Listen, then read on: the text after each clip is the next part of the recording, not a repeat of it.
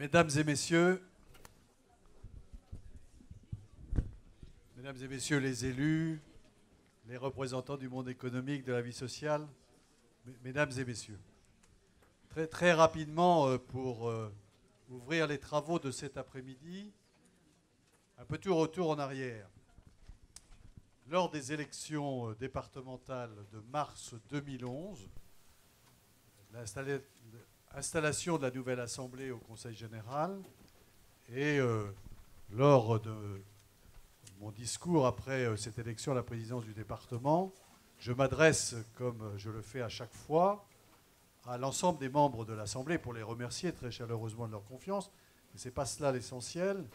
C'est 3 défis que j'avais soumis aux membres de l'Assemblée départementale pour le mandat à venir.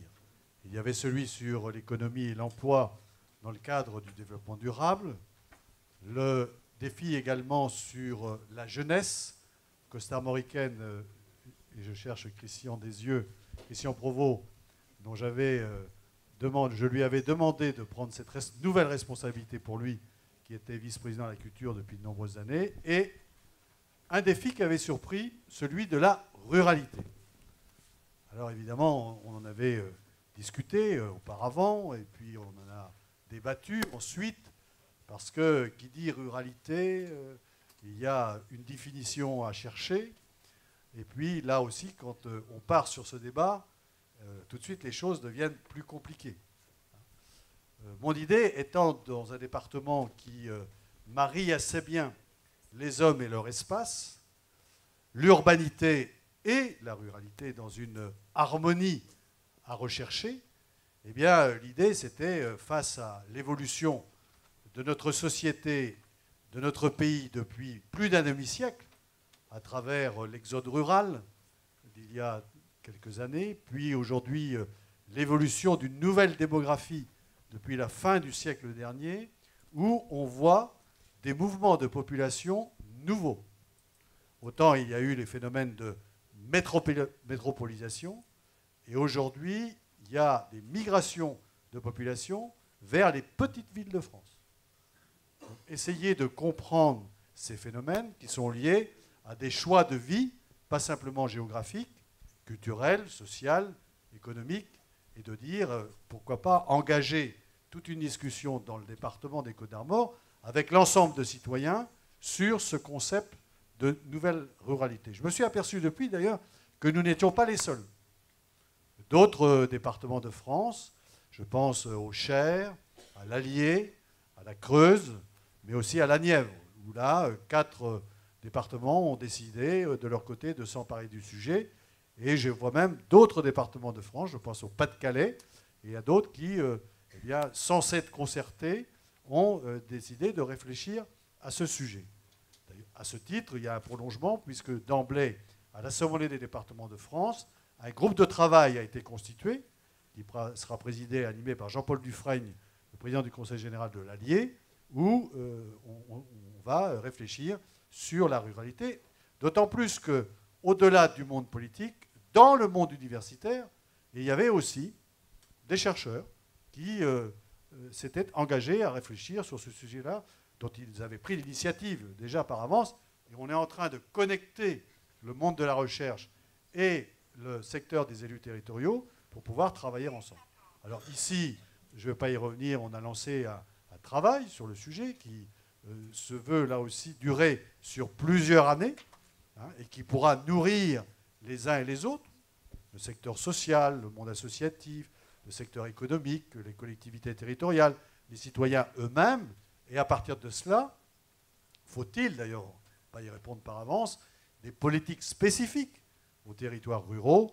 Les questions seront posées, on en débattra, et à ce moment-là, des choix seront faits. Donc aujourd'hui, c'est une étape de cette réflexion collective sur le territoire départemental, et on se trouve ici dans ce lieu emblématique du Petit Écho de la Mode, qui est un projet porté par la communauté de communes, Monsieur le Président.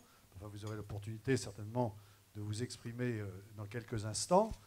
Et je vous remercie d'ailleurs de nous accueillir avec Monsieur le maire de Châtellerault, puisque nous sommes sur votre commune, dans votre commune, pour cette réunion de toute cet après-midi sur ce thème de la ruralité. Voilà, je ne vais pas être trop long, Sylvie, j'en ai déjà trop dit, hein, mais comme j'aurai l'opportunité de revenir dans le débat lors de la table ronde, donc souhaitons-nous collectivement une excellente après-midi, qu'elle soit utile, qu'elle soit joyeuse, mais surtout que nous puissions confronter nos points de vue sur ce sujet. Merci à vous.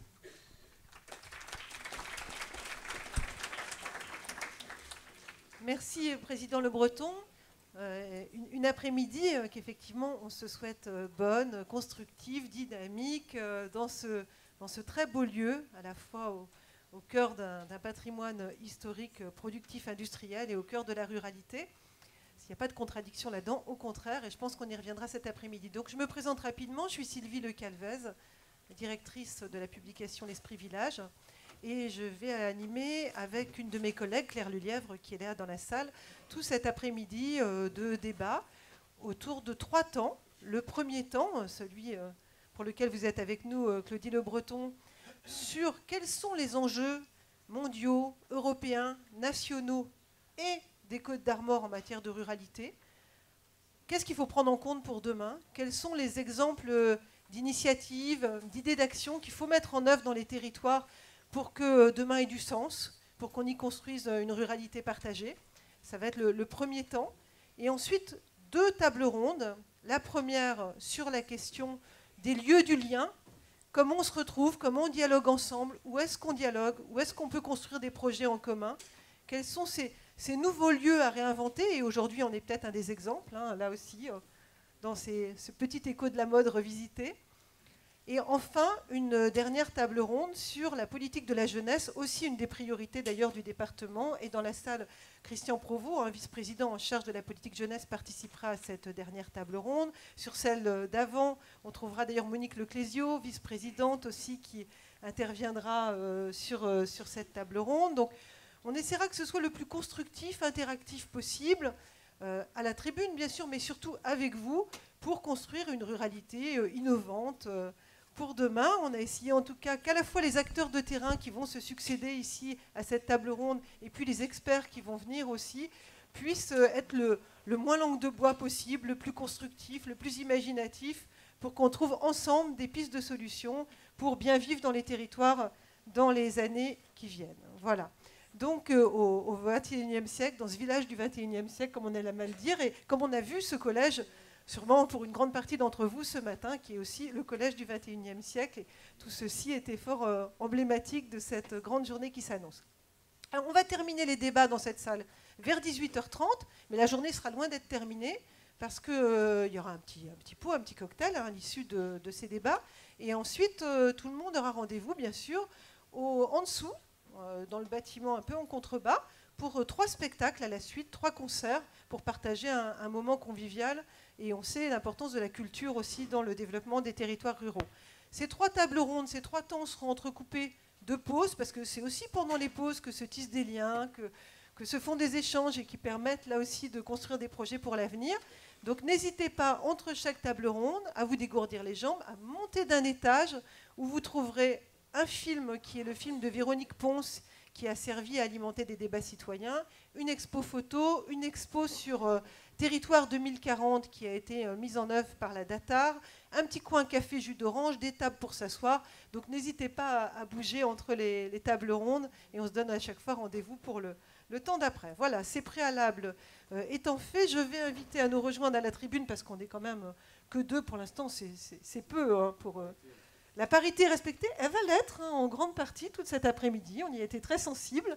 Et donc, je vais accueillir Fazette Bordage à cette première table ronde conférence-débat. Et comme la parité va être respectée, je vais demander aussi à Jean Olivreau de venir sur scène. Je vais me décaler pour leur faire une petite place. Voilà, ils font connaissance en même temps. Venez nous rejoindre. Voilà, je vais laisser de chaque côté du président. Merci. Bonjour, Jean Livreau, c'est pas salué, voilà. On fait tout en direct. En plus, c'est retransmis sur le site du Conseil général, en direct, pour ceux qui n'ont pas pu se déplacer aujourd'hui, qui n'ont pas la chance d'être des nôtres, donc d'où ces caméras. Donc vous êtes filmés, voilà, en direct, mais que ça n'intimide personne, ça n'empêche pas d'avoir un débat sincère et constructif, et de lancer autant d'idées qu'il le faudra. Donc merci à tous les deux d'avoir accepté d'être là pour cet après-midi de débat. Je vais vous laisser vous partager le micro. Je vais commencer quand même par vous, Jean Olivreau, pour parler des enjeux de la ruralité. Vous êtes géographe. Vous travaillez à la fois à l'Université européenne de Bretagne Rennes 2, comme on dit plus communément, et puis vous donnez aussi des cours à Sciences Po Rennes. Vous êtes aussi président de Bretagne Prospective, donc on vous connaît soit un titre, soit un autre. Hein. Vous êtes venu souvent faire des conférences dans ce territoire, et vous travaillez tout le temps sur ces enjeux des territoires ruraux, des territoires urbains, des petites villes dont on parlait tout à l'heure. C'est un peu votre cœur d'intervention. Alors, vous brassez des documents, des études, des enquêtes, des chiffres, des statistiques. Et il en ressort quoi? C'est quoi les enjeux pour demain de la ruralité? Est-ce que finalement, on parle tant que ça de la ruralité aujourd'hui? J'ai l'impression que moi, c'est plus trop dans l'air du temps. Clotilde Le Breton disait on est 4 départements à se lancer dans ce travail sur la ruralité, puis d'autres qui suivent. Est-ce que vraiment on entend ce terme de ruralité? Et comment vous voyez ça, vous, en tant qu'universitaire?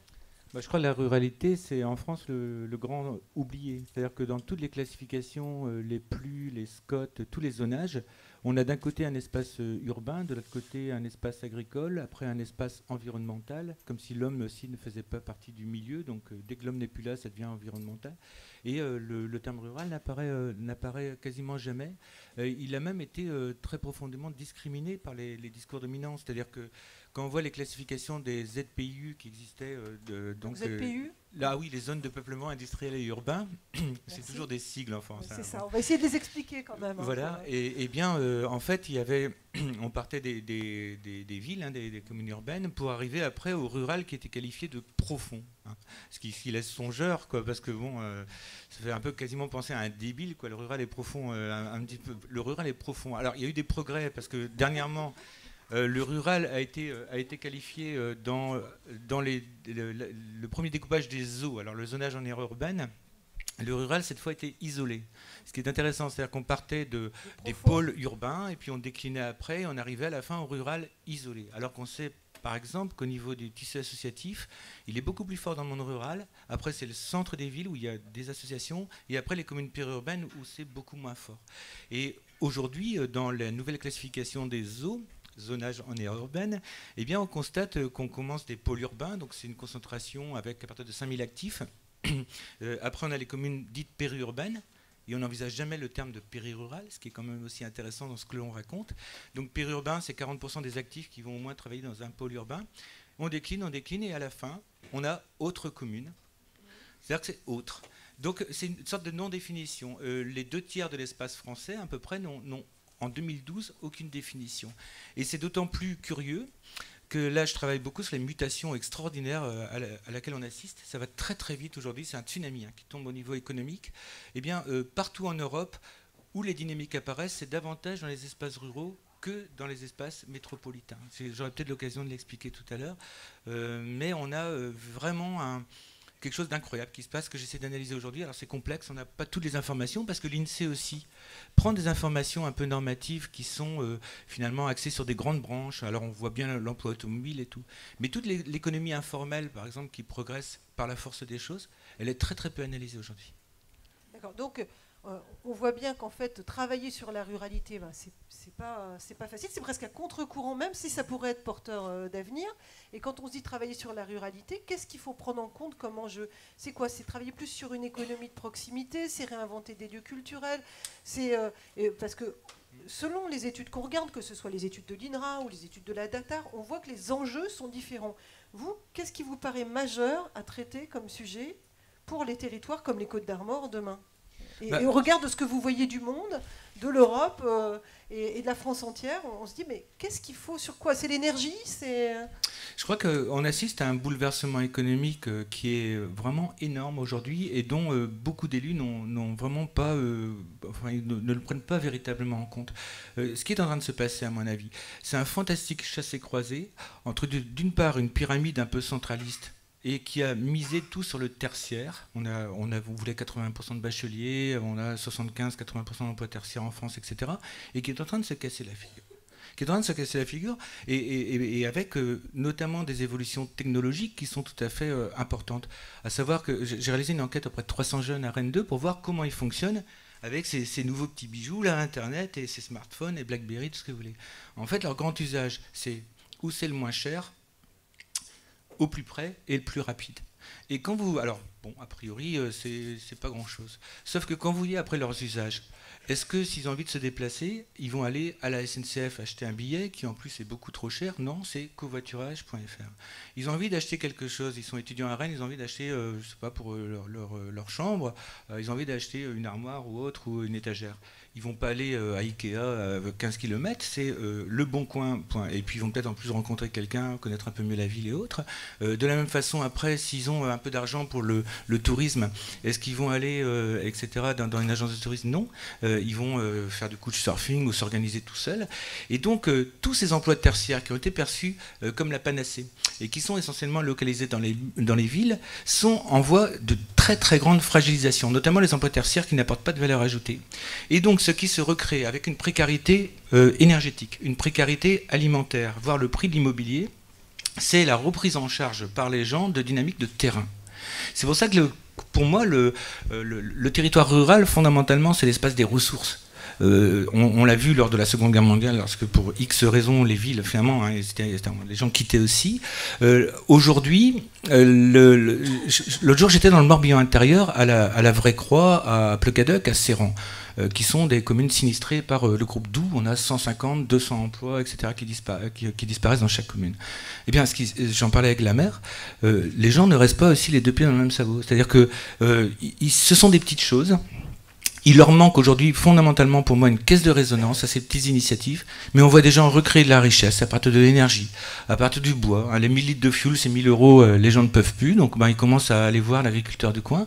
Et quelque part, l'espace rural, oui, est l'espace des ressources, avec quelque chose qui me frappe, c'est qu'actuellement, ça ne se fait plus pour des motifs idéologiques. On avait vu à un moment l'essor des AMAP, tout ça, toutes ces logiques de proximité qui progressaient, mais c'était aussi un peu un moteur idéologique. Mais actuellement, ça se fait par des raisons de coût et parce que les gens n'ont plus le choix. Et donc, ce chassé-croisé que je crois enfin vraiment exister, c'est d'un côté des grandes options, les élus, bon, tout va bien, c'est les 30 glorieuses qui vont repartir, on essaie de la croissance, on veut dépasser 0, bon, 0,8 peut-être, enfin bon, on est dans ces trucs-là. Alors que non, il y a vraiment une rupture fondamentale dans l'avenir des sociétés.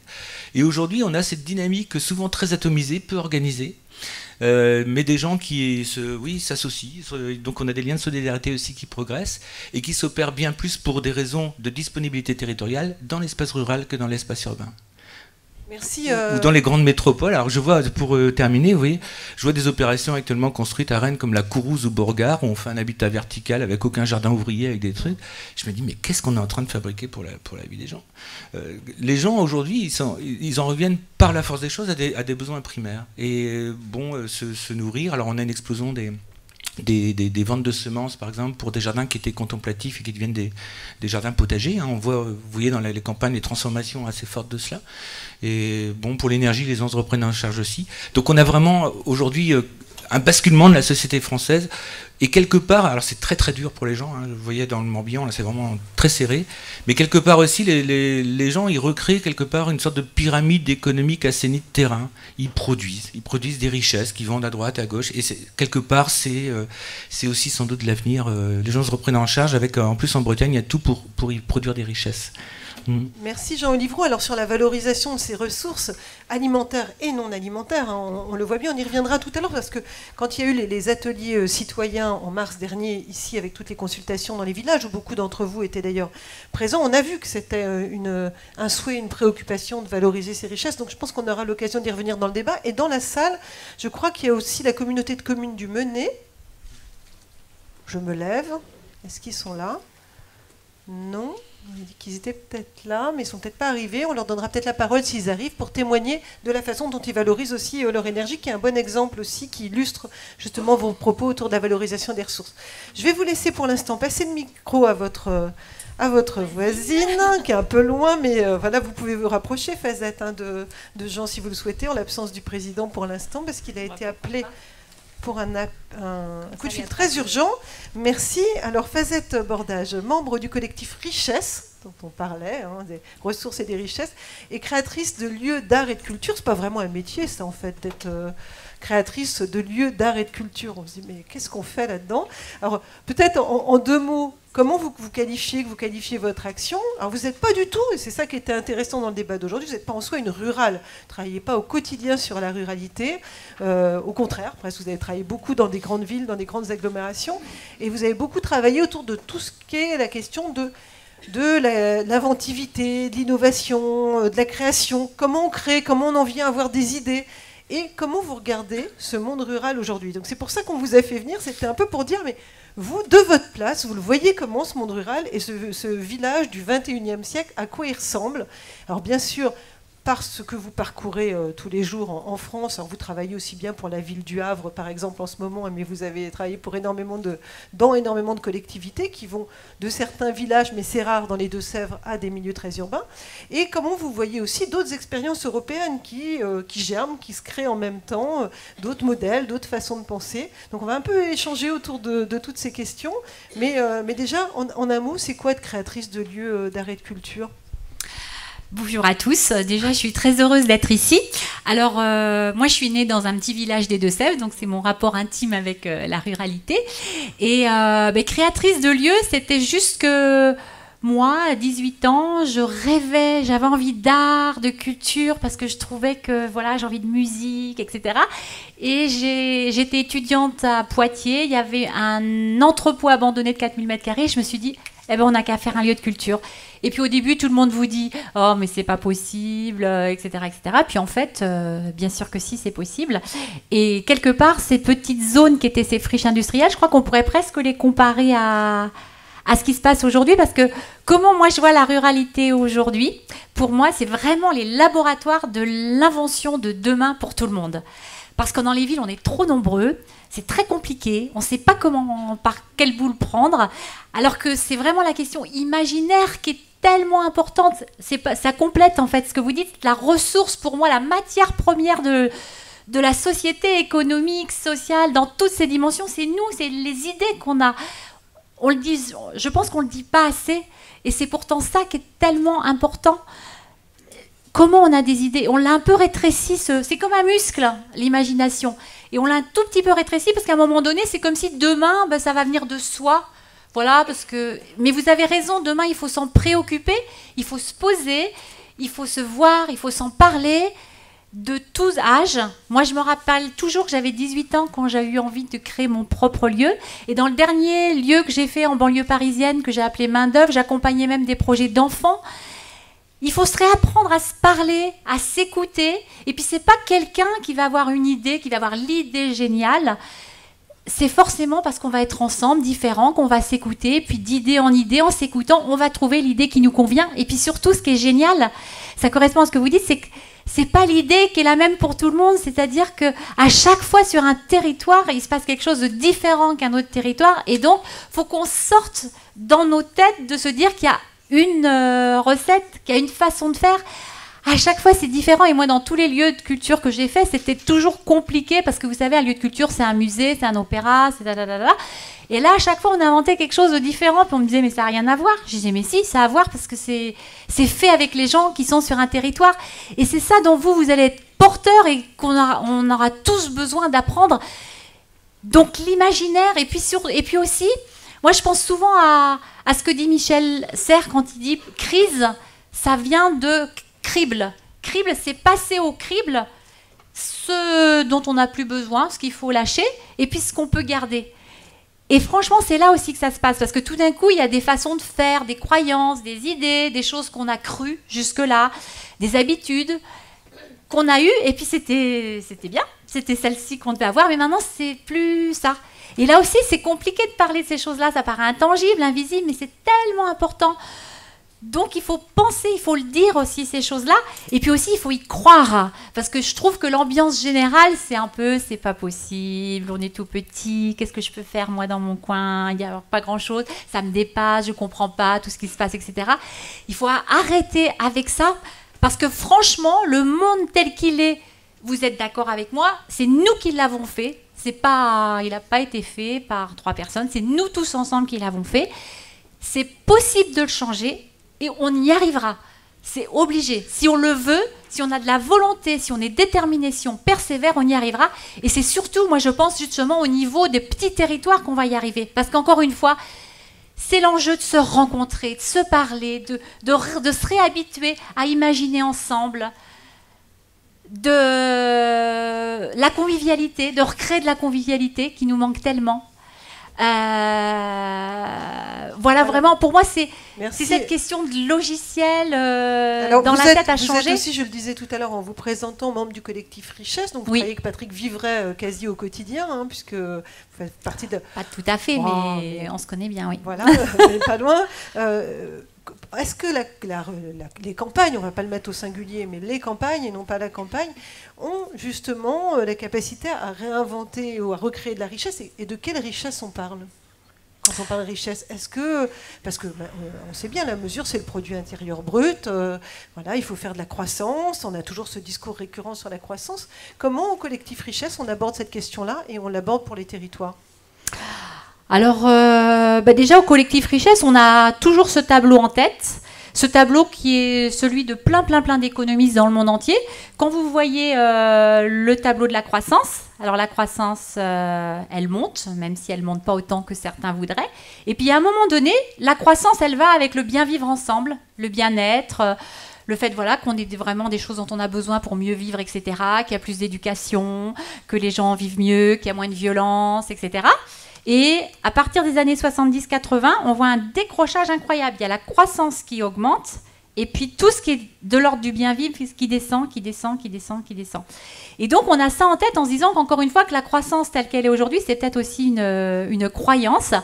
Et nous, dans toutes ces friches, en fait, moi je m'étais emparée finalement d'une parole d'un parlementaire du Québec, de la rue. C'est comme ça que les gens s'appellent là-bas. Ils avaient organisé un carrefour des savoirs entre les gens qui vivent dans la rue et le ministre des Finances. Et il y en avait un qui avait dit « Le produit intérieur brut, c'est trop brutal, il faudrait inventer le produit intérieur doux. » Et du coup, nous, on s'est vraiment, depuis 2002-2003, on s'est passionné pour le produit intérieur doux. Qu'est-ce que c'est que le produit intérieur doux? Puis on essaie de le nourrir. C'est finalement tout ce qui compte pour nous. Et de la même manière, c'est de se dire il faut qu'on se réapproprie les façons dont on compte. Qu'est-ce qui compte? Qui compte? Parce que finalement, moi je me rappelle avoir été en 2007 au Parlement européen où on commençait à remettre un petit peu en cause le produit intérieur brut. Et là, j'étais assez... Parce que moi, j'y connais rien en indicateur, en produit intérieur brut et tout ça. Mais ce que je comprenais, c'est qu'en même temps, ce produit intérieur brut, finalement, c'est lui qui crée toutes les décisions là-dessus qu'on s'appuie pour mesurer la richesse. Une richesse, qui sont en fait des flux financiers. Et en fait, quand on entend les statisticiens au niveau européen, ils sont tous d'accord pour dire que ça n'a jamais été fait pour mesurer les richesses. Donc vous voyez, il y a des choses comme ça, on se retrouve devant des faits accomplis de choses, mais qui n'ont jamais été débattues, discutées. Donc aujourd'hui, il y a un phénomène énorme dans le monde entier d'essayer de réinventer des indicateurs. Alors ça se passe souvent justement au niveau de plus petits territoires. En France, c'est surtout les régions qui sont en train d'essayer. Je ne veux pas dire que quelqu'un y est arrivé, mais ça ne fait rien. Et puis il y a tout ce mouvement d'économie sociale et solidaire que vous connaissez, d'économie positive. Il y a eu récemment un forum pour lancer l'idée de l'économie positive, et tout le monde, il y avait plein de chefs d'entreprise qui disaient juste créer des entreprises pour le profit, c'est plus possible. Tout ce dont on a envie, c'est de donner du sens à nos vies. Et encore une fois, c'est des chantiers tellement énormes que je pense que c'est au niveau de petits territoires qu'on peut arriver. Et puis, surtout, ce que je pense, c'est quand on parle du futur, Saint-Exupéry, il disait le futur, il ne faut pas le planifier, il faut juste le laisser exister. Et moi, c'est ce que j'ai fait dans les friches. Je n'avais pas imaginé un projet que j'avais écrit, que j'allais récupérer une friche, que j'allais faire que ça soit ouvert à tous les gens qui avaient envie de pratiquer de l'art ou de se développer professionnellement, éventuellement à des gens qui avaient des idées d'entreprise. C'est juste que l'art, alors on n'a peut-être pas trop, moi c'est ce que je porte, c'est que quand il y a une dynamique artistique au cœur de tout ça, ça encourage à l'audace, à prendre des risques, à écouter. Tous on est là dans cette salle, vous êtes d'accord, il n'y a personne qui ressemble exactement à personne, et sur toute la planète c'est pareil. Et bien, ça veut dire que tout ce qu'on porte à l'intérieur de nous, c'est pareil, c'est que chacun de vous porte quelque chose de spécial et d'unique. Et comme disait Mohamed Younous, qui a été quand même prix Nobel aussi de l'économie, je crois, il disait, mais quand quelqu'un va mourir, qu'il n'a pas pu savoir ce qu'il portait d'unique dans cette société et qu'il n'a pas pu le donner au monde, eh ben, c'est une perte pour lui, mais c'est surtout une perte pour nous tous. Et donc, voilà, c'est pour ça que je trouve que la taille du territoire rural, c'est extraordinaire pour, à un moment donné, oser se parler, puis oser avoir des idées. Parce que moi, je me rappelle, quand j'ai lancé la première idée de cette friche, tout le monde me disait, vous n'avez pas le droit de faire ce que vous faites. J'étais en train d'échanger avec quelqu'un, on me disait, vous n'avez pas le droit de faire ce que vous faites, ça n'existe pas. C'est ça l'enjeu aujourd'hui. C'est quoi l'objectif? C'est qu'il faut laisser émerger quelque chose qu'on ne connaît pas, qui n'existe pas, et tant mieux, parce que c'est ça la vie, c'est ça la beauté de la vie, c'est pas savoir de quoi demain sera fait, c'est beaucoup mieux. On a été un peu, dans notre logiciel, on a un peu peur de pas savoir de quoi demain sera fait, alors que c'est tout ça la beauté de la vie, c'est ça normalement dont on devrait rêver, dont on devrait avoir envie. Et merci Fazette. Non mais vraiment, et du coup, ça paraît simple, mais soyons ensemble, parlons-nous, et je pense que sur un territoire comme ça, c'est là où c'est le plus facile, et à partir du moment où vous l'aurez fait sur des petits territoires comme ça, ça va contaminer. Et puis la bonne nouvelle, c'est comme le feu. Vous savez, le feu, on dit, ça a été inventé, je ne sais pas quand, mais en fait, c'est pas du tout vrai. C'est que le feu, il a été inventé un petit peu là, un petit peu là, un petit peu là, un petit peu là. Puis un jour, il y a eu un seuil quantique qui a fait qu'il y avait suffisamment d'endroits où le feu, il a été découvert, pour que le feu il se propage sur toute la planète. Et bien vous, ce que vous êtes en train de faire là, vous êtes en train de réinventer le feu dont on a besoin aujourd'hui, celui de vraiment, on sait qu'on a tout, on a tout en nous, toutes les idées, tout l'imaginaire, tout. Par contre, on le sait plus assez, mais c'est en se parlant, en s'écoutant, en osant même dire ce qui nous passe par la tête. Et je pense que pour ça, les artistes, ils peuvent nous aider à avoir un autre rapport. Et vous allez voir que moi, le premier lieu que j'ai fait à Poitiers, je peux vous dire que tous ceux qui ont participé à cette aventure, on ne savait rien faire, hein. D'ailleurs, c'est pour ça qu'on l'a fait, je pense. On a trouvé toutes les ressources sur notre territoire, et toutes les personnes qui ont participé, tout le monde a créé sa propre entreprise. Pourquoi? Parce que tout le monde se réalisait qu'il avait envie de faire quelque chose, parce que la plus belle chose, c'est de faire ce qu'on aime. Et là, je ne vous parle pas de choses que j'ai trouvées dans les livres. Moi, j'ai toujours fait que ce que j'aime. Et quand on fait quelque chose qu'on aime, on trouve les ressources. Et après, sur une petite collectivité comme... ça me paraît... Merci Fazette, on va s'arrêter là pour l'instant. Elle est inarrêtable, Fazette, comme toujours, mais quelle énergie. On va laisser le micro à Jean 2 minutes, et puis après on demandera à Claudie de réagir. Vous prenez le micro, Jean, puis on viendra vers vous aussi, Fazette, pour les quelques exemples concrets que vous avez vus qui vous ont marqué, et notamment dans d'autres pays. On va commencer par là. Jean, une réaction face à ce que vient de dire Fazette, vraiment en complémentarité directe avec ce que vous disiez. Je n'ai pas senti du tout d'opposition dans vos approches. Bien sûr, vous ne parlez pas depuis la même posture. C'est le moins qu'on puisse dire. Hein. Mais qu'est-ce que ça vous inspire, cette réflexion? Et est-ce qu'on peut aller un peu au-delà? Est-ce que vous partagez cette idée de conquête, d'une nouvelle... on va dire réappropriation par chacun de son devenir dans les territoires ruraux, et que c'est vraiment là que c'est le plus grand laboratoire pour demain?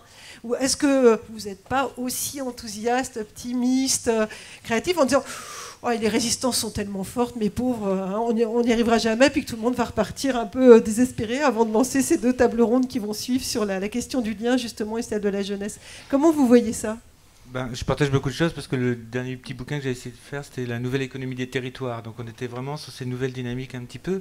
Moi, ce qui me frappe quand même actuellement, c'est des approches plus statistiques peut-être, mais c'est la fragilisation des lointaines couronnes périurbaines. C'est-à-dire que des gens, ils sont partis à 30-40 km parfois des centres-villes pour avoir accès à des propriétés moins chères.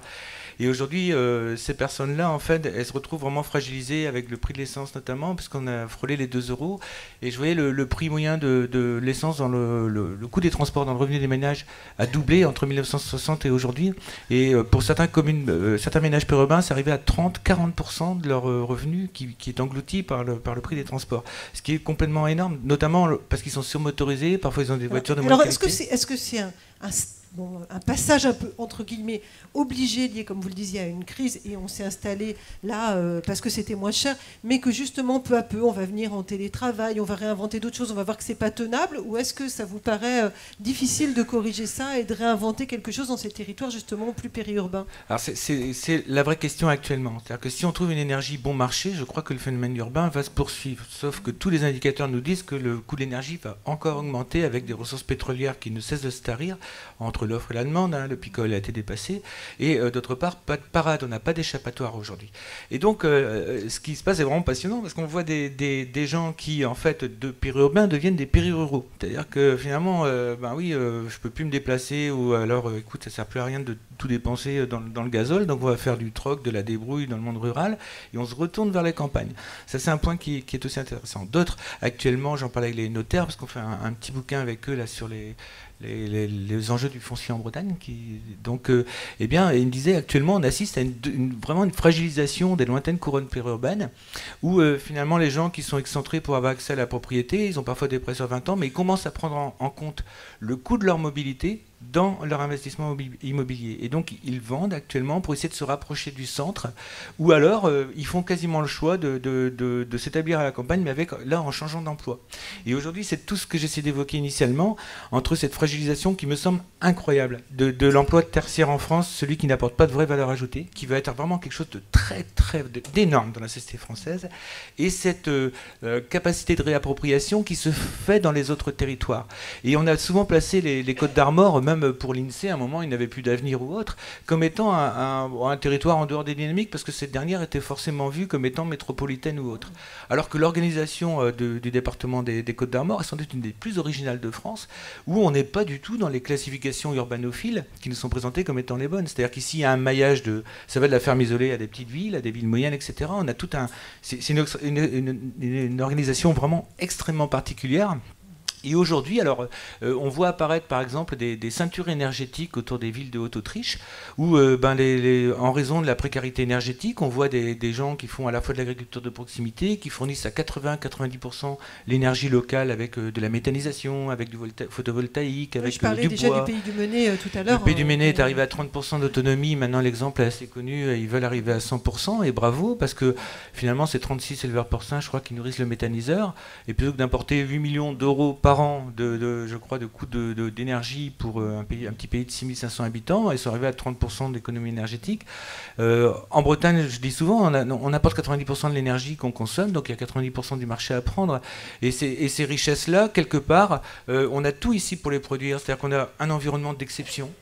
Il y a quelques problèmes ponctuels, les algues vertes, mais là aussi il y a des solutions qui sont incroyables. Il y a quand même un papetier italien qui est venu acheter quelques tonnes d'algues vertes en Bretagne pour en faire du papier en Italie, qui a été réexporté, je vous le donne en mille, à la librairie du Cloître à Saint-Égonec dans le Finistère. Donc on se dit, il y a quand même peut-être des choses à faire.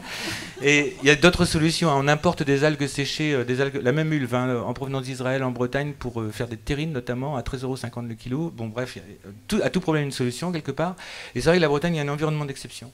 Il y a des hommes qui sont bosseurs, et en plus il y a une tradition rurale qui fait que la plupart des gens, ils ont aussi un rapport avec la terre et tout, ils le connaissent déjà, et surtout il y a une force aussi des réseaux, et les gens ils ont rien envie de lâcher, et ça c'est une caractéristique ici. C'est-à-dire que je crois que par rapport à ces visions très urbaines, la métropole, vous voyez la concentration métropolitaine, comment dire, la concentration raisonnée, écoutez ce qu'on nous raconte, on en a appelé à la raison républicaine, tout ça. Non, quelque part, les vraies dynamiques actuellement, même si vous voyez c'est fragile, et il y a des situations aussi, je le répète, très difficiles, notamment lorsqu'il y avait une industrie qui était dans une village ou une ville et qu'elle cède, c'est le cas de Doubs localement, mais il y en a d'autres qui marchent. On peut prendre la Gacilly avec Yves Rocher, où il y a 3000 emplois, ils habitent dans des lieux où c'est pas cher, il y a 85% qui sont à moins de 10 minutes de leur emploi et covoiturent naturellement. Mais en fait, ce qui me frappe aujourd'hui, c'est que davantage les dynamiques qui me semblent pérennes sont beaucoup plus avec des gens qui, parfois peu aidés, se reprennent en charge pour créer des richesses de terrain beaucoup plus que dans ces métropoles qui apparaissent beaucoup plus fragiles. On le voit à Rennes notamment, enfin je regarde que ceux que l'on a annoncés. Ouais. Même si on essaye toujours de les faire grossir davantage, de dire... Mais si vous voulez, là-dessus, moi je crois qu'on est vraiment... on a des gens qui sont tellement loin de la vie quotidienne des populations. Je vois ces opérations, on est en train de... je parlais de la Courrouze, mais tout ça, vous voyez, c'est du écoquartier, c'est du transport durable, tout ça. Alors d'une part, on n'évoque jamais les coûts. La deuxième ligne du métro à Rennes, ça va être 1 milliard. Et d'autre part, qu'est-ce qu'on fait? Alors, la plupart des élus qui prônent cet aménagement dit durable et c'est collectif et tout, ils habitent déjà dans des maisons individuelles. C'est-à-dire qu'il faut faire le bonheur des gens malgré eux, quelque part. Le logement collectif, c'est bien pour les autres, d'une part. Et quelque part, moi, ce qui me frappe, c'est que derrière, il n'y a pas véritablement de projet. 93% des gens veulent vivre dans une maison individuelle. En Bretagne, on a 19% de plus de propriétaires en Bretagne qu'ailleurs. Et aujourd'hui, finalement, avec la précarité que j'évoquais, on se rend compte que le fait d'avoir un petit jardin, ça permet d'avoir un complément alimentaire. Alors que le coût sans doute de l'alimentaire va encore prendre 30%. Et en plus, on sait faire, alors on dit oui, il y a l'artificialisation des terres agricoles qui est un vrai enjeu, parce que, paraît-il, selon le Conseil régional, on a artificialisé en 20 ans, dans les 20 dernières années en Bretagne, autant qu'en 2000 ans d'histoire. Donc effectivement, ça y va, quoi, hein, les zones d'activité, les lotissements, tout ça. Mais rappelons un peu comment les sociétés qui étaient précarisées avant fonctionnaient, par exemple, sur les espaces industriels. Je pense au Calaisis, au Palais du Nord, Pas-de-Calais tout à l'heure, où finalement il fallait des fortes densités de population. Les gens travaillaient dans les usines de dentelle. Des fortes densités de population de proximité, parce que les gens ils n'avaient pas de transport, ou le transport n'existait pas, ou aujourd'hui c'est trop cher et ils peuvent moins se déplacer. Et quelque part, on arrivait à faire des très fortes densités, mais chacun avait un petit jardin qui était un petit lopin productif pour avoir des compléments alimentaires parce que les salaires étaient très bas. Aujourd'hui, on sait faire des densités en faisant de l'habitat individuel. Et un point qui me semble très fort, notamment en Bretagne, c'est penser à la revitalisation des bourgs, qui est quelque chose, un vrai enjeu de société, plutôt que d'artificialiser avec des lotissements en lointaine couronne. Et souvent, c'était Le Cerf, qui est un très très beau bouquin sur la Bretagne, qui était Le Clos et l'Ouvert, nous racontait comment l'espace breton était aménagé pour être un espace à la fois de vie, d'habitation et aussi un espace de ressources. C'est-à-dire que les villes, et on le voit ici, hein, c'était à la fois des espaces, effectivement, des maisons, mais aussi avec des espaces avec des champs, où on retrouvait ça aussi en ville. On avait des jardins ouvriers qu'on a quasiment systématiquement gommés, même si on les retrouve un petit peu aujourd'hui. Et donc, l'aménagement du territoire breton, de manière classique, par les gens qui vivaient là et qui étaient obligés d'avoir des ressources locales, c'était un aménagement des territoires pour créer de la richesse et des ressources de proximité, parce qu'il n'y avait pas le choix.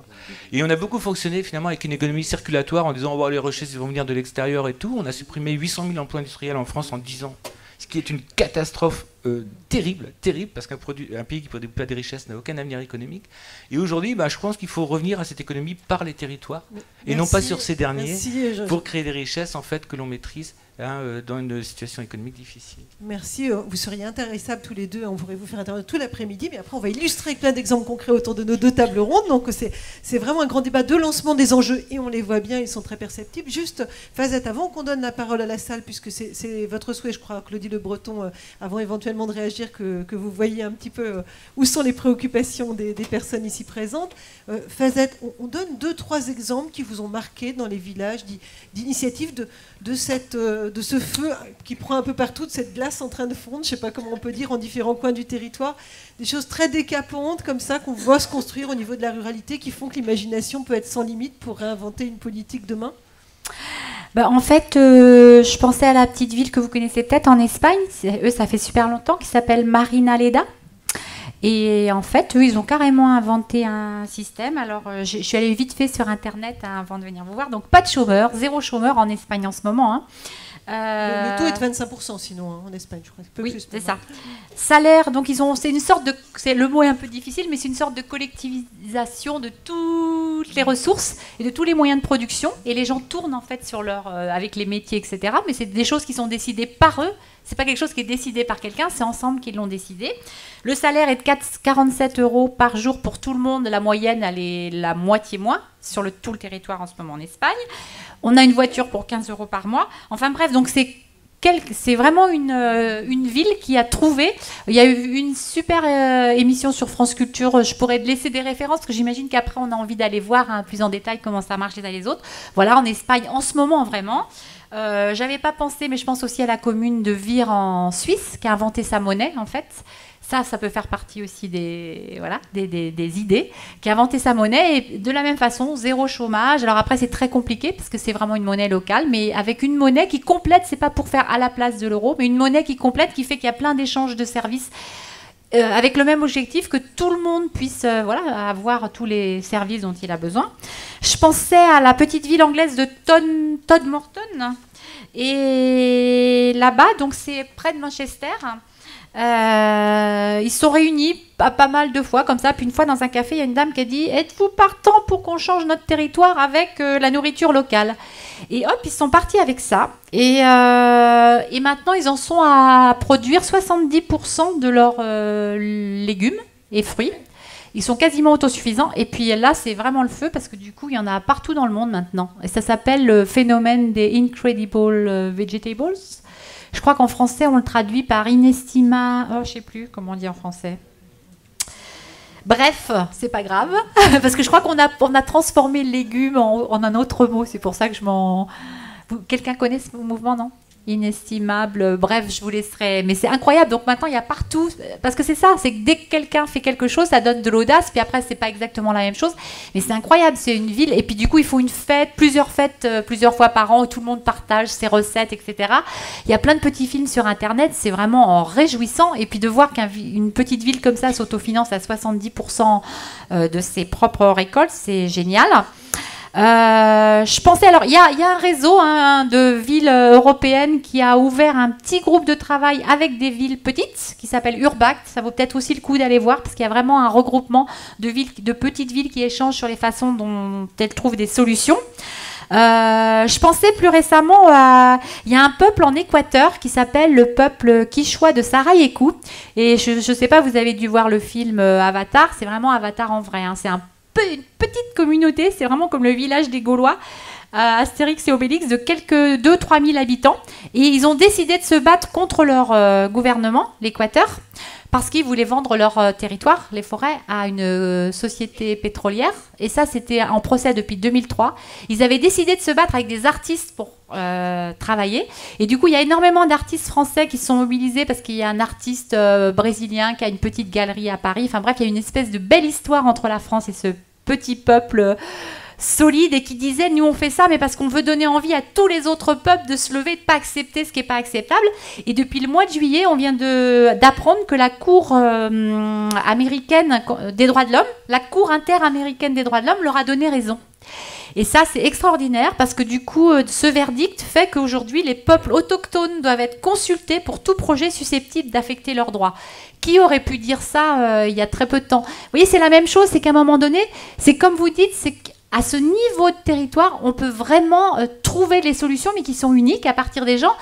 Et comme on l'échangeait à l'instant, c'est pas quelque chose qui va être planifié, écrit, c'est de vous, à partir des réalités, parce que c'est pas la même chose que vous portez ici qu'ailleurs, que quelque chose va émerger. Et du coup, c'est vrai que ça fait repenser voilà, exactement. Et moi, je me disais, c'est quand même... Alors, ça prend du temps, on est d'accord. Ça se fait pas en 5 minutes. Ça prend du temps. Oui, de la politique et de dire qu'un territoire qui se laisse inventer par ses habitants, qui prend le temps, qui trouve les espaces, de se laisser inventer par ses habitants avec l'appui de ses élus, pas l'appui de ses élus, bah alors ça, c'est vraiment ça, quoi. C'est de ça dont on a besoin. Et c'est génial parce que du coup, c'est stop la pression sur les élus. C'est pas forcément à eux de trouver, encore une fois, la méga idée. Il faut qu'on se sorte de ça. C'est tous ensemble, à force de vous écouter, de vous parler. Puis au début, ça paraît pas grand-chose. Et puis petit à petit, et puis encore une fois, j'insiste, y croire, et puis persévérer, et continuer. Et voilà. Bon, il y en a plein d'autres, Merci, Fazette. Voilà, on a déjà bien parlé pour amorcer les enjeux. Je pense que vous avez déjà un moral là d'enfer, parce que le but c'était que ce soit une journée constructive sur l'avenir des ruralités. Alors avec les intervenants qui sont venus cet après-midi, ça commence quand même très très fort. Et ben on va vous laisser la parole pour réagir, poser vos questions. Voilà, qu'est-ce que tout ça vous inspire? Est-ce que vous partagez? Est-ce que vous êtes en désaccord? Est-ce que vous voulez témoigner d'initiatives qui vont dans ce sens-là? Voilà, monsieur au premier rang. Donc on a, je crois que c'est Mathilde ou Catel, je ne sais pas qui a l'amabilité. Voilà, Mathilde qui arrive pour porter un micro au premier rang. Merci beaucoup Mathilde à la communication. Voilà, on vous écoute, monsieur, vous présentez, bien sûr, comme ça on fait connaissance, et puis on vous écoute soit pour une question, soit pour un témoignage. Pas de problème.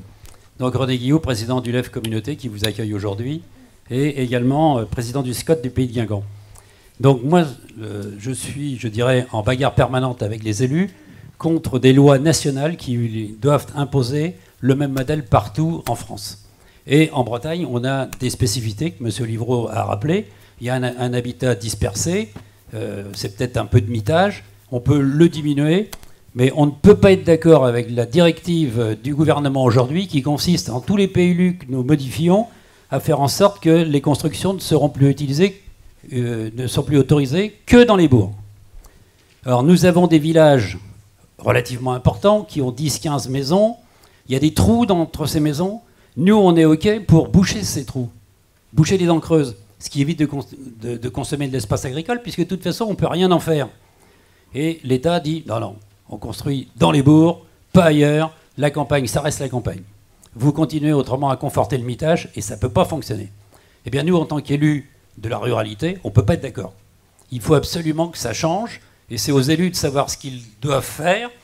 On sait bien qu'il ne faut pas continuer à consommer de l'espace agricole, puisqu'on en a peut-être consommé beaucoup. Aujourd'hui, plein d'habitants sont prêts, s'ils veulent construire, à construire sur des petits terrains où il y a des services, mais certains veulent aussi des grands terrains qu'on peut trouver dans ces villages urbanisés, au milieu des villages.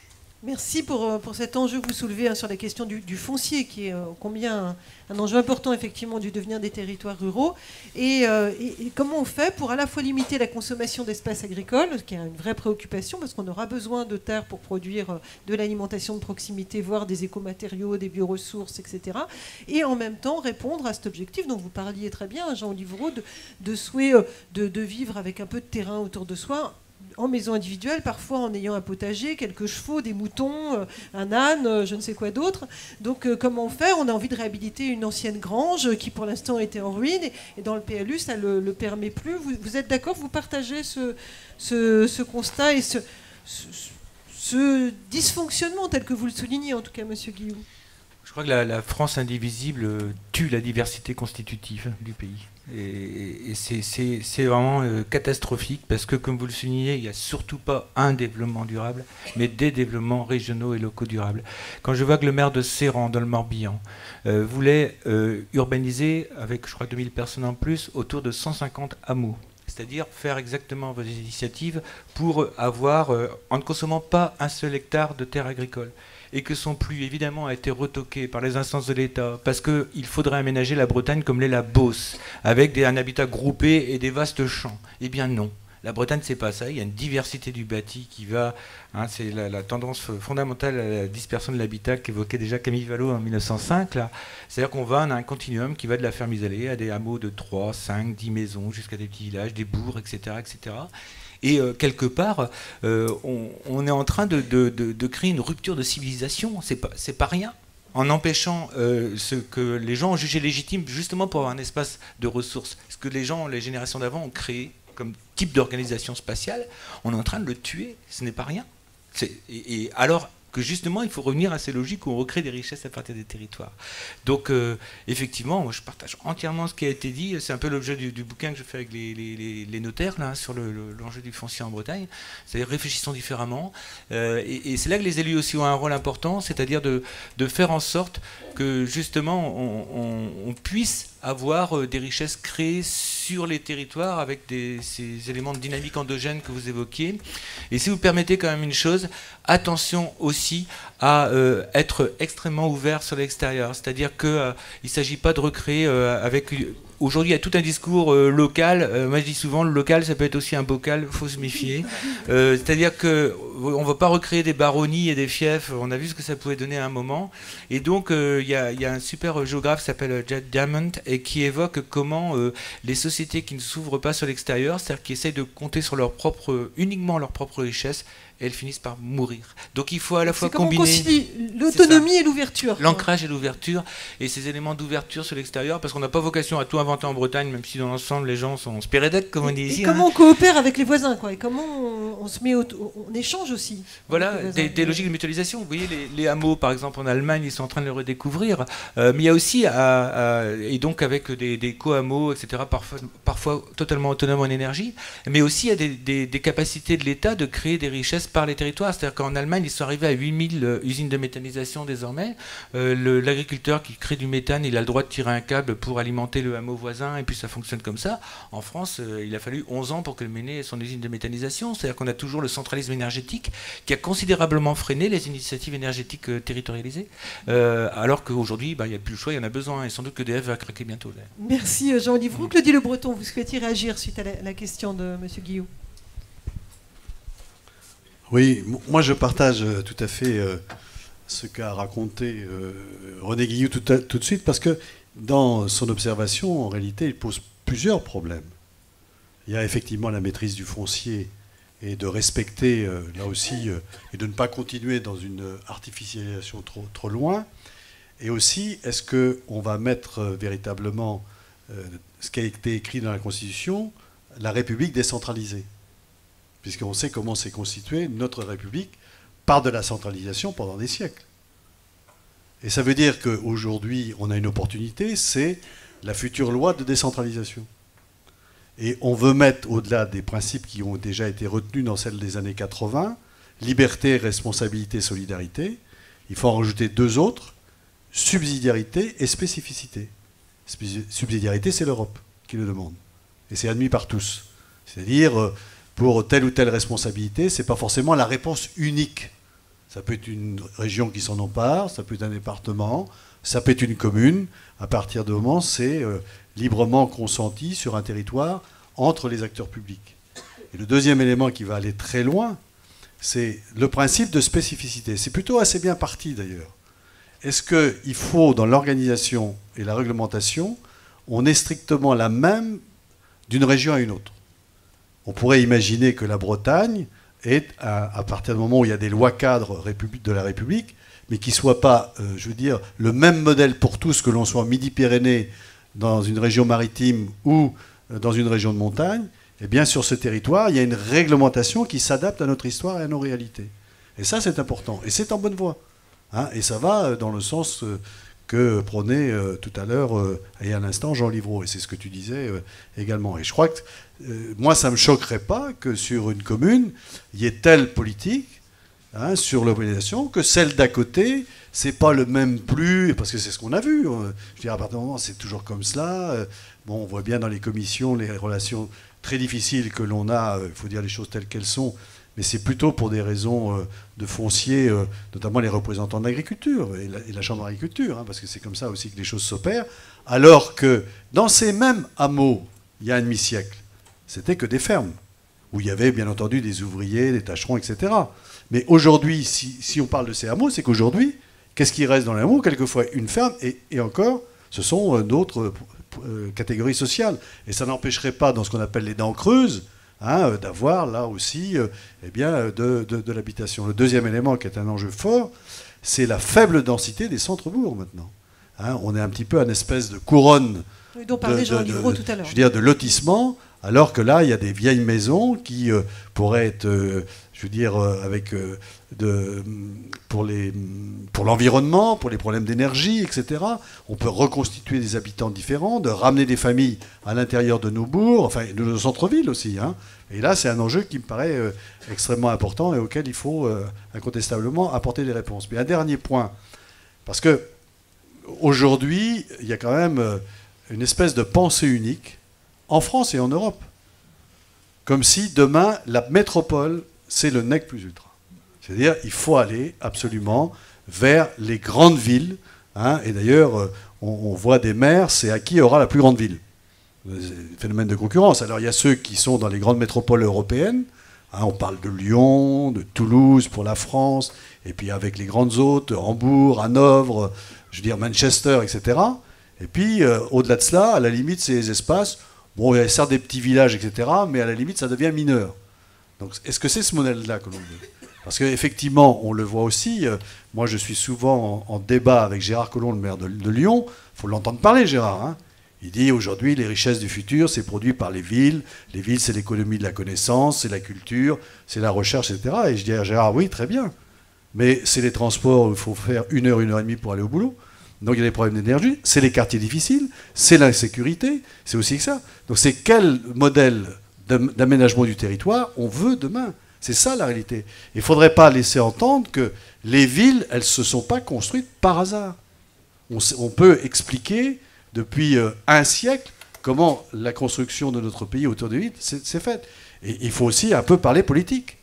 Je veux dire, c'est quelque part les théories capitalistiques qui ont encouragé la concentration des activités et des hommes avec des grandes polarités sur des espaces. Et tu l'as rappelé, notamment avec les activités du passé, du siècle précédent et un peu avant. Et c'est ça qui a construit les villes d'aujourd'hui. Alors qu'aujourd'hui, on peut avoir une autre organisation. Et quand vous comparez la Bretagne à Midi-Pyrénées, par exemple, au-delà de Toulouse, allez chercher une métropole d'équilibre. Tandis que quand vous êtes en Bretagne, Saint-Malo, Saint-Brieuc, Morlaix, Landivisiau, Brest, on redescend, Quimper, Vannes, Lorient. Alors on sait que le centre de la Bretagne est à la périphérie. Mais il y a aussi Carhaix, il y a aussi Pontivy, etc. Donc on a un bon maillage du territoire. On a Vitré, on a Rennes, on a des grosses petites villes, Guingamp, Lannion, etc. Et tout ça, ça fait un tissu avec des villages qui ont de l'activité. Et tout ça, ça fait, comme tu l'as dit Jean tout à l'heure, je terminerai là-dessus, le département des Côtes-d'Armor, il devait perdre des habitants à la fin du siècle dernier. C'était annoncé. On en a gagné 60 000 depuis, dont 75% à moins de 35 ans. Alors, ce n'est pas l'œuvre que des élus, c'est l'œuvre de tous les acteurs qui se sont mobilisés, etc. Ça veut dire que, quelque part, rien n'est inéluctable. Merci Claudie Le Breton. On vient vers vous dans la salle. On va prendre peut-être plusieurs questions à la suite et pour pouvoir faire un petit mot qui servira de conclusion à chacun, ce que leur tourne vite. Monsieur. Stéphane Bouvier, donc j'habite au centre-Bretagne. Donc, sur un territoire, donc, il y a la plus faible densité du département, 25 habitants au kilomètre carré. Et cette densité, depuis 10 ans, elle n'a pas augmenté. Donc ça, c'est un constat. Donc voilà, avec donc ce qui signifie que les foyers sont très éparpillés sur le territoire. Et donc les services de seconde classe sont aussi très loin. Je pense aux hôpitaux, je pense aux spécialistes, au lycée, etc. C'est très loin. Et donc les gens sont fortement motorisés, donc avec véhicules personnels et souvent plusieurs véhicules donc dans le même foyer. Ce qui signifie aussi que donc les transports publics sont très peu utilisés. Ça aurait pu être une solution, mais les arrêts de bus sont très souvent très éloignés des différents foyers. Par ailleurs, donc, sur le journal de Ouest France, donc mardi, j'ai pu observer, donc aussi, on parlait des services médicaux, donc, et je m'aperçois que chez moi, donc à Saint-Nicolas, puisque j'habite Saint-Nicolas, quand il y a une quinzaine d'années, donc je suis arrivé, il y avait 2 cabinets médicaux avec 5 docteurs. Aujourd'hui, il y a un cabinet avec 2 docteurs, dont un travaille à temps partiel pour sensiblement donc la même population. Donc ce qui veut dire que les gens sont obligés de se déplacer plus loin et sont plus sensibles donc à ce style de service. Ils sont obligés d'aller les chercher encore plus loin. Et la question que je pose, c'est que est-ce que donc ça ne va pas être un facteur limitant à la densité que le fait que les gens soient obligés de se déplacer pour aller plus loin. Et donc je suis assez pessimiste effectivement sur la densité donc, du secteur sur lequel, disons sur la population du secteur dans lequel je vis. J'ai des soucis un petit peu, je crains un peu une diminution de population sur le territoire. Merci de faire partager cette inquiétude. On va y répondre. Je voulais rajouter aussi que c'est le salaire médian le plus faible aussi. Donc ça veut dire que les gens sont pas du département. Ça veut dire que les gens sont aussi modestes. Merci. On va bien noter votre question et votre inquiétude.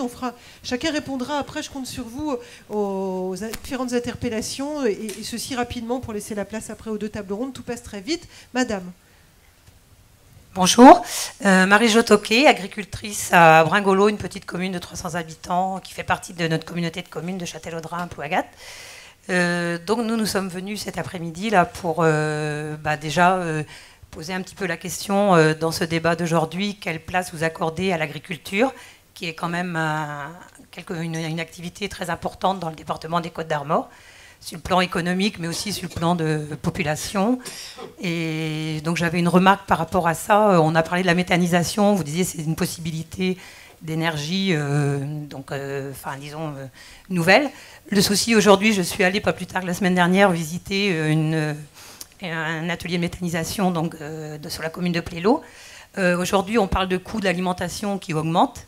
Une part importante de la raison de cette augmentation du coût de l'alimentation, c'est justement la proportion qu'on utilise pour les usines de méthanisation. Notamment, par exemple, dans cette station, il y a 15 hectares de maïs en silage nécessaires pour faire tourner la station. 15 hectares de maïs en silage, c'est ce qui ne sera pas mangé par les vaches, qui ne produiront pas ce lait supplémentaire, ou du moins un coût plus important. Bon, c'est un petit exemple, mais au niveau de la cohérence aussi, je pense qu'il faut faire attention quand même à l'équilibre. De la méthanisation, ça peut être l'utilisation de déchets, mais attention à ne pas utiliser les surfaces qui sont destinées à l'alimentation animale et humaine indirectement. Donc voilà pour les questions et les remarques. Merci. D'autres inquiétudes témoignage très court, hein, forcément, si vous témoignez d'une action pour la porter à connaissance, et ça, ce sera aussi l'objet des 2 tables rondes suivantes. Non, on en reste là. Ce sera sûrement la dernière fois que je vous donne la parole pour cette séquence, hein, s'entend. Voilà, ça a fait lever des mains. Merci, monsieur. On vous passe le micro. Donc Jacques Hello aussi, je suis agriculteur aussi sur la même commune à Bringolo. Je suis responsable syndical, administrateur FDSEA sur le canton de Plouagat et membre du bureau de la FDSEA 22. Depuis un moment, bon, j'en ai parlé à notre conseiller général de Plouagat, aussi au président des petites communes. On a eu des petits couacs au niveau du foncier, hein, il ne faut pas se le cacher sur la CDC. Bon, des petits couacs parce que pour moi c'est des incompréhensions et aussi je pense qu'il faudrait qu'on échange un peu plus, qu'on ait des rencontres 1 ou 2 fois dans l'année entre responsables syndicaux, enfin les agriculteurs et nos élus de la communauté de communes, nos élus, quoi, pour faire le point au niveau du foncier, au niveau aussi énergétique, trouver des solutions, travailler ensemble, quoi, pour avoir des idées et puis que ces idées soient porteuses de projets. Parce que nous, agriculteurs, je pense que financièrement, investir dans une station de méthanisation photovoltaïque ou autre, ça a des coûts très très importants qu'on ne maîtrise pas. Et je pense que l'idée serait intéressante. Merci. Merci. Voilà, la parole est à vous, un peu dans l'ordre ou dans le désordre, comme vous le souhaitez. Sur ces points, je vous les rappelle très brièvement, la question des services et notamment de la démographie médicale. Est-ce qu'en dessous d'un certain seuil de nombre d'habitants, comment ça reste jouable d'avoir des services de qualité adaptés aujourd'hui? La question agricole, hein, et la méthanisation qui doit être bien pensée. Et puis enfin, toujours sur cette question d'agriculture, ce souhait d'échanges plus nombreux avec d'autres acteurs et notamment des acteurs de la collectivité pour imaginer des solutions en commun sur ces 3 points. Qui souhaite prendre la parole ou réagir? Oui, faites madame micro. Moi, je vais commencer par. Faites court, hein, les uns les autres, parce qu'on est vraiment en fin de je pense qu'effectivement, je fais écho à la dernière personne qui vient de parler. Je pense qu'effectivement, il faut des lieux pour se voir régulièrement et que ce soit des lieux de solution, c'est-à-dire des lieux où on se parle et on se dit qu'est-ce qu'il y a comme problème et qu'est-ce qu'il y a comme solution. Alors, ce monsieur dit avec les élus, mais ça peut être aussi peut-être avec d'autres personnes. Et encore une fois, parce que ce n'est pas forcément moi ou monsieur qui a la solution, mais c'est vous tous qu'elle est là à trouver. C'est aussi qu'on change. Voilà. Donc, je ne suis pas là pour apporter une solution, mais je pense que les lieux, qu'il y ait des lieux, alors peut-être que celui-là, il a cette vocation, parce que je le trouve super, des lieux où on peut se voir régulièrement, où on peut se parler, et où on est là justement pour parler de ce qui nous préoccupe, et d'échanger pour voir quelle est la solution, parce que sinon c'est compliqué, je pense, quand on est tout seul, même si après on se retrouve entre... Voilà, donc moi je parlerai juste de ça pour l'instant. Merci. Jean Livreau, notamment sur la première interrogation, peut-être sur le Centre-Bretagne et cette question des services et du niveau de densité. Il y aurait beaucoup de choses à dire sur ce qui a été évoqué. D'une part, le pôle agriculture. Je vais commencer par là. Réaliser une étude, en fait, il y a une base de paysans de plus en plus parfois fragilisée. En gros, il faut être sérieux, l'agriculture, ça représente 30% de l'économie bretonne. D'après, au minimum, hein, j'avais fait une enquête auprès de 1200 boîtes, c'est à peu près ça. Donc derrière, c'est extrêmement important. Si on prend tout en amont, en aval, les transports, les services vétérinaires, etc., etc. Et alors là-dessus, effectivement, donc c'est un secteur essentiel. Ce qui, par contre, effectivement, est problématique aussi, c'est qu'on est dans notre vision, y compris pour la dépopulation de certains secteurs, toujours frappé par cette vision très binaire. C'est-à-dire qu'on a voulu fonctionner sans conflit, En gros, les agriculteurs vont être entre eux dans les campagnes, et puis les urbains vont être entre eux dans les villes, avec la densité du bâti, tout ça, la continuité du bâti, tout ça. Et finalement, en voulant créer en créant des espaces binaires avec le poids du zoning en France, qui est vraiment systématique, eh bien, on a d'un côté, alors, hyper fragilisé les zones rurales, en oubliant la ruralité, encore une fois, et en fermant les services publics. Regardez quand même tout ce qui a été... C'est un véritable déménagement du territoire, notamment dans les petites villes. Je vois, par exemple, le tribunal de Guingamp, c'était celui qui avait le meilleur résultat de toute la France. Eh bien, on l'a fermé parce que c'était les tailles critiques, encore. Oui, effectivement, c'est souvent critique, les 450 000 habitants, etc. etc. Donc, on a densifié dans les villes, et sinon, on a souvent fermé dans les petites villes, les petites structures, etc. Alors, du coup, on a voulu créer un territoire sans conflit, mais quand on regarde, il y a une thèse sur la géographie des conflits en Bretagne, les deux espaces les plus conflictuels, ce sont les littoraux, où c'est des véritables foires d'empoigne, parfois notamment le golfe du Morbihan, parce qu'il y a des gens qui arrivent, des résidences secondaires, ils veulent surtout pas que ça bouge, ils veulent pas de développement économique. Et ce sont les espaces périurbains où justement les territoires aussi bougent et avec des conflits sur le foncier parce que les gens ne se parlent plus. Et pour moi, l'approche de la ruralité, même s'il faut des productions lourdes pour le secteur agroalimentaire, il faut aussi nourrir les hommes, ce qui va être un enjeu planétaire essentiel. Il faut aussi des espaces de conciliation, et la conception rurale que vous lancez est précisément un lieu de médiation. C'est un terme qui permet la médiation en évitant ces visions binaires à la française qui ne correspondent pas à l'identité du territoire breton. C'est-à-dire qu'il faut retrouver un mode de fonctionnement aussi à la bretonne où on peut créer des richesses. Et sur la méthanisation, je suis entièrement d'accord pour préciser le petit point sur le fait qu'il ne faut pas, effectivement, artificialiser la terre pour nourrir les méthaniseurs et puis faire des productions, ce que vous disiez, de maïs ou autre, pour nourrir les méthaniseurs. Mais c'est beaucoup plus, effectivement, alimenter avec, par exemple, des boues ou autre. On peut trouver des différentes sources d'énergie. Il faudrait presque en Bretagne une cartographie des espaces les plus stratégiques et non pas faire des gros projets parfois, mais beaucoup plus des petites unités de méthanisation standards qu'on peut après, un agriculteur en achète 1, 2, 3 sans ses moyens, etc. Merci. Si je peux dire...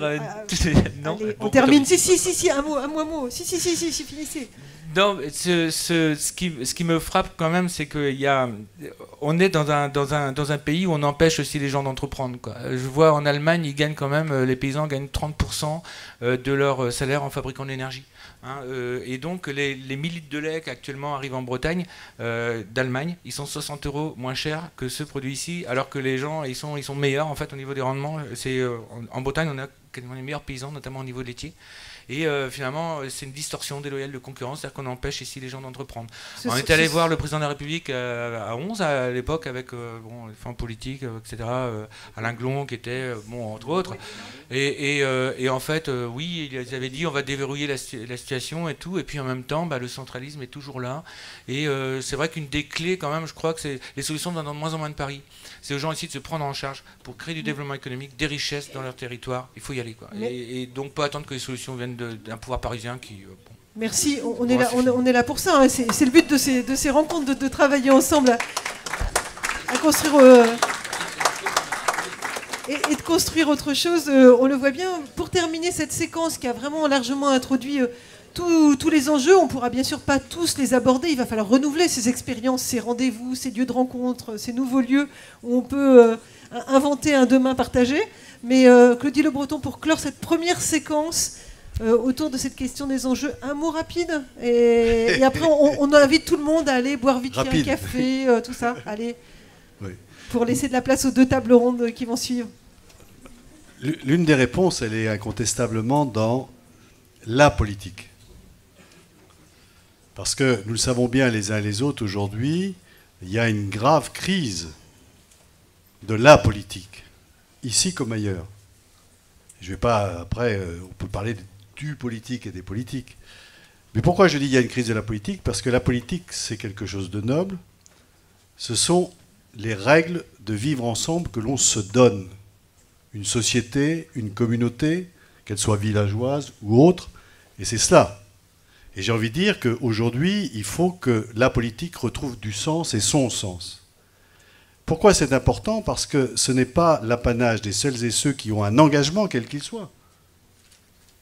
Élus locaux, élus syndicaux, dans le monde associatif. qui est extrêmement dynamique sur nos territoires, mais les citoyens eux-mêmes. Et d'ailleurs, beaucoup de choses dont vous avez parlé, c'est pas parti des politiques, mais c'est parti de la politique.